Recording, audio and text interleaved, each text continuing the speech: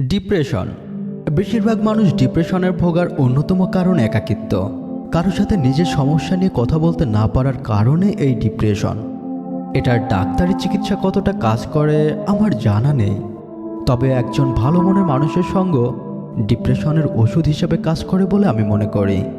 সেই মানুষটা হতে পারে ভালো বন্ধু, বাবা মা কিংবা ভালোবাসার মানুষ। অনেকেই পরিবারে বসে সময় কাটাতে চায় না, বাইরের সমস্যা কিংবা নিজের জীবনের সমস্যা নিয়ে পরিবার কিংবা বন্ধু মহলে কারোর সাথে কথা বলতে সংকোচ বোধ করে।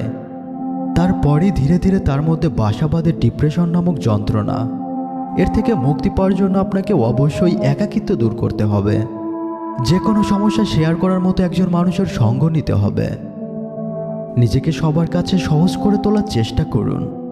আস্তে আস্তে আপনার ডিপ্রেশন নামক যন্ত্রণা কেটে যাবে। সাবস্ক্রাইব করে সঙ্গে থাকুন।